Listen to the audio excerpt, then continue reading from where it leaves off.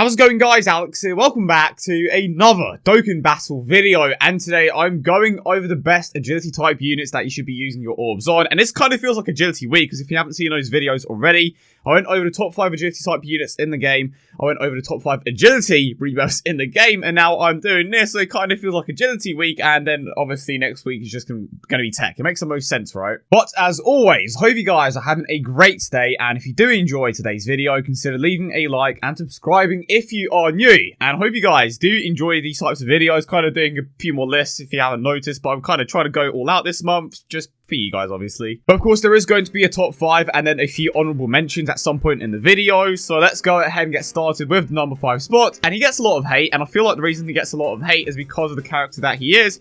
Obviously, we have Super 17, and he is a very interesting character. And one thing that I forgot to mention is how the categories could potentially change some of the positions in the future. But for now, this is the order that I feel is probably the best. And as always, let me know in the comment section down below if you agree or disagree. And the thing about the agility type in particular is just simply that they haven't had too many Dokkan Fests recently. The last one was Super 17, so I hope I don't make this list and then they just like pop out another agility type unit out of nowhere, which is probably going to be Tapion at this point.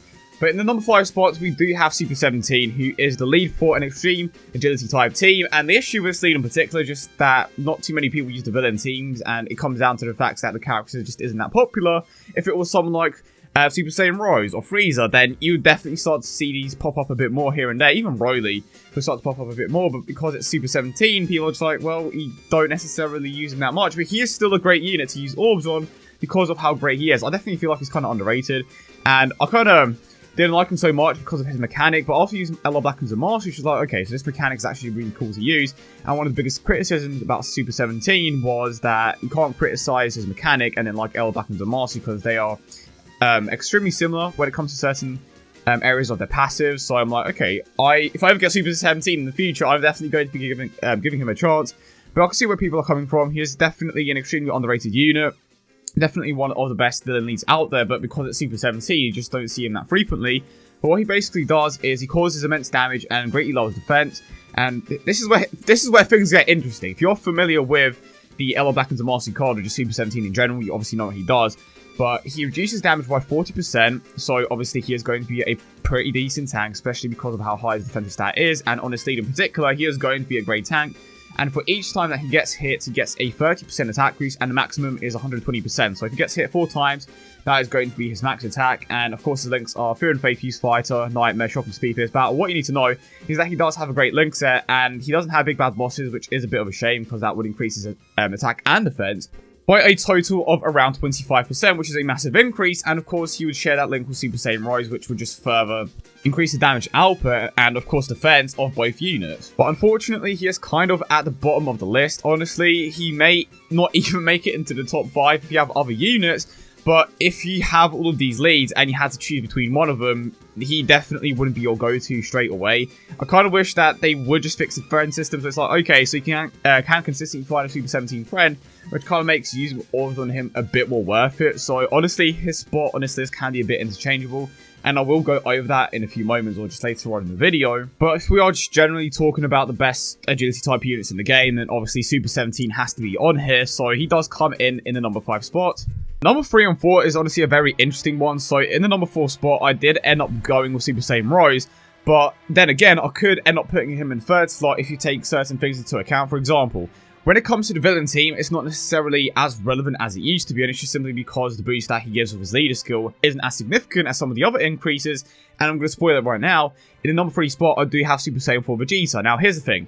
Super Saiyan 4 Vegeta does have the better leader skill, but then you do have Super Saiyan Rose, who hits harder because he does have, well, more attack since he has big bad bosses, which provides him with a 25% attack and defensive boost, 12 to multiply 150% Fierce Battle Super Saiyan, so he does have those main links. Granted, Vegeta can most likely out-damage Super Saiyan Rose if you activate Saiyan Raw Link, but you have to run a extremely particular set of units to get that to happen. But if you do manage to get that scenario to, play out, then of course he is going to be hitting harder. But it's just so unlikely for that to happen. That's just not realistic at all. And Super Saiyan Rose will most likely end up hitting harder the majority of the time. But the issue is, the lead that he is on is rarely used. Like Super 17, you will never see a lead like that. But when, of course you eventually find that lead in particular, it works pretty damn well. So that is one area where Super Saiyan 4 Vegeta does have the advantage. He is way easier to consistently find in the friend system, whereas Super 17 isn't. But then again, You have the category that Super Saiyan Rose is in, which of course is the Godly Power category that includes the Super Saiyan God, Beerus, Whis, obviously Ultra Instinct Goku, Vegito Blue. That is an absolutely incredible category, but the issue is Ultra Instinct Goku currently doesn't have a Dokkan Awakening, which means that it's not going to be used as frequently as it was when it first came out. Granted, once the Dokkan Awakening for Ultra Instinct Goku comes out, it's probably going to be one of the most used categories in the game, but at the moment, because he doesn't have a Dokkan Awakening, people are kind of stepping away from that category in particular, but I definitely see it coming back to the top once he does eventually receive that Dokkan Awakening, which without a doubt is going to come unless they decide to release a new card, which would suck. But I definitely expect to see a Dokkan Awakening for the Ultra Instinct Goku that we currently have, even if they do end up releasing a new card.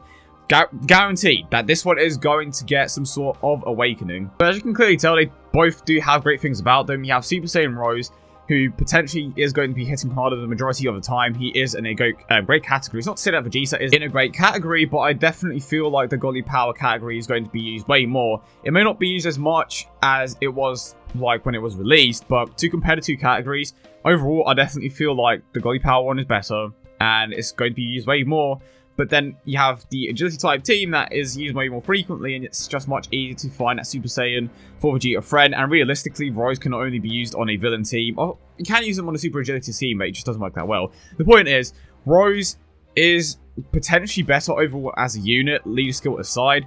But when it comes to how relevant certain leads are, I have to give Vegeta the edge slightly. And this is definitely another 1A, 1B situation. They are both incredible units. They are essentially even in most areas. Rose hits harder, but then you have Vegeta who is relevant in more areas.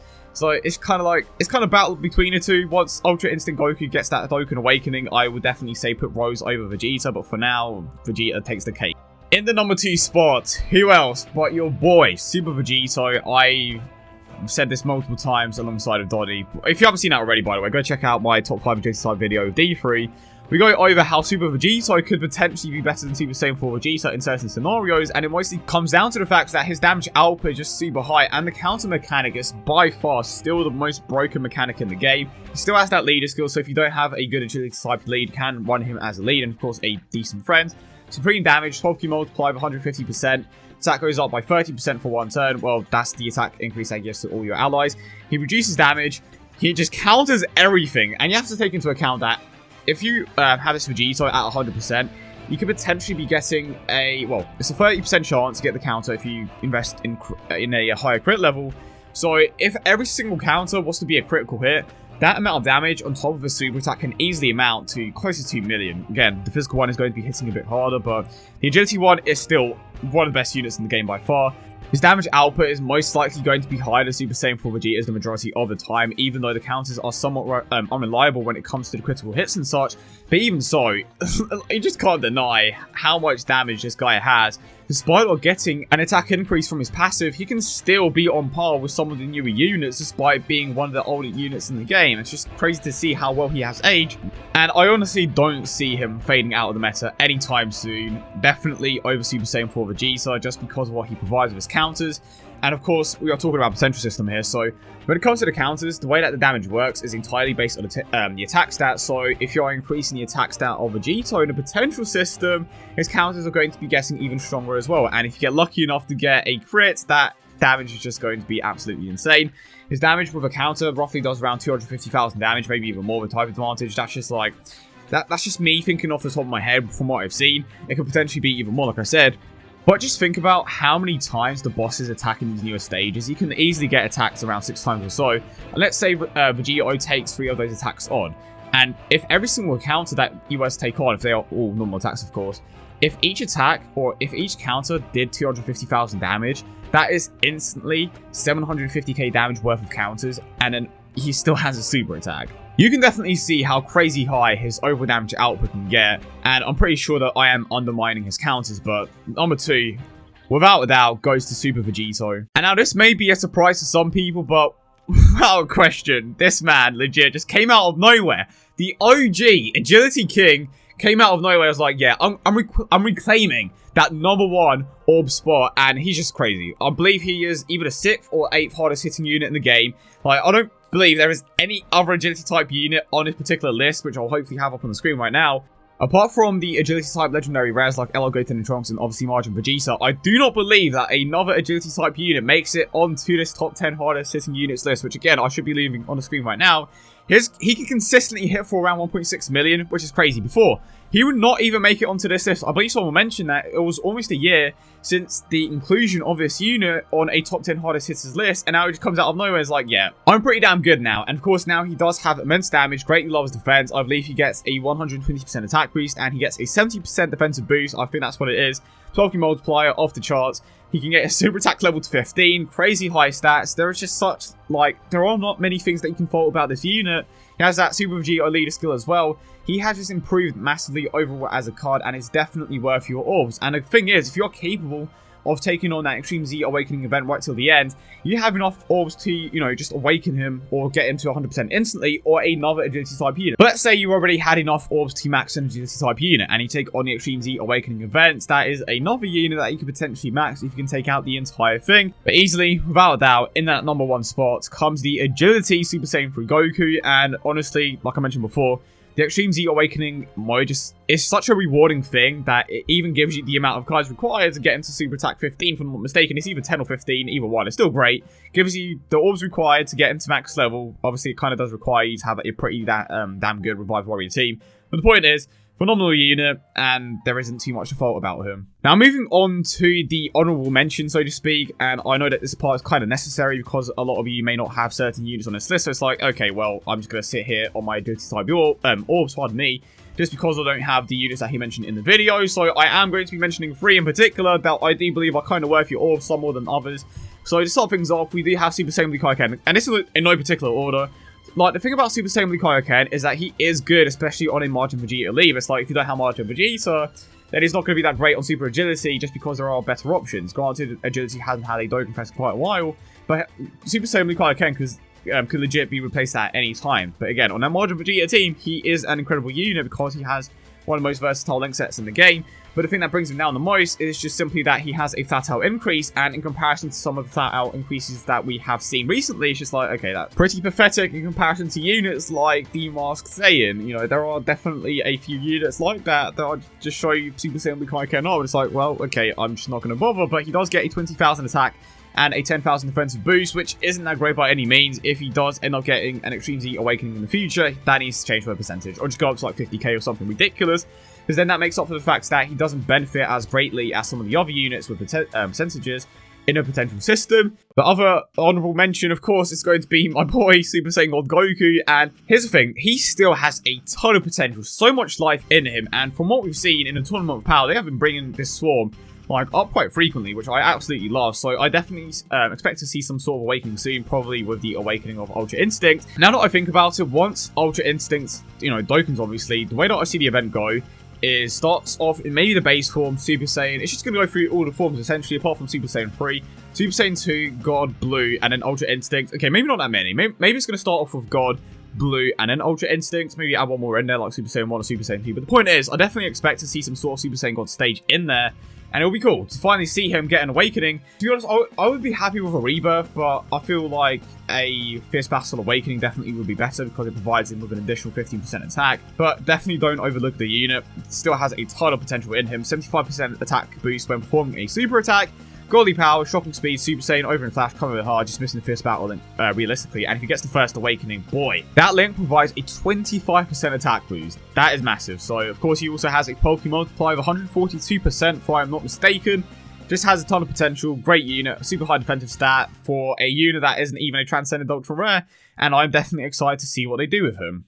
And then my last honorable mention is going to be the Super Saiyan Blue Goku. Honestly, just still to this day, one of the best units in the game when it comes to an agility type team, just because of how good his attack is. And of course, he has one of the best partnerships on an agility type team with Super Saiyan Blue Vegeta because of how many attack links they share. He gets a 100% attack boost when performing a super attack. He causes supreme damage. It's a bit of a shame that he doesn't have immense, but he does eventually end up out damaging Super Saiyan Blue Kaioken. because he does have a percentage passive instead of a flat out increase, and he also has better attack links. He has Super Saiyan, Warrior Gods, Super God Combat, and of course this battle, the ones that Super Saiyan Blue Kaioken does not have is Warrior Gods and Super God Combat. That is instantly a 25% attack boost that Super Saiyan Blue Goku has over Super Saiyan Blue Kaioken. And granted, you're most likely not going to be keeping the Super Saiyan Blue Vegeta and Super Saiyan Blue Goku together the majority of the time, but even so, he is definitely worth the orbs. And to go back to what I was saying earlier about Super 17 potentially being lower on the list, honestly, I would potentially put Super Saiyan Blue Goku over Super 17. Just because it's so damn hard to use that Super 17 consistently, because you cannot find a friend that easily. That's probably one of the most interchangeable spots in the team alongside Super Saiyan 4 Vegeta and Super Saiyan Rose. If I had it my way, I would definitely prioritize Super Saiyan Blue Goku over 17, just because I don't own Super 17, and Super 17 is just such a hard lead to find, but if they ever improve the friend system, then yeah, Super 17 is going to be the go-to unit. Again, it all comes down to certain situations, but overall, I'm pretty satisfied with the list. But let me know in the comment section down below what you guys think. Should I potentially include more units in the honorable mentions? But at the moment, I definitely feel like these are the units that you should be prioritizing.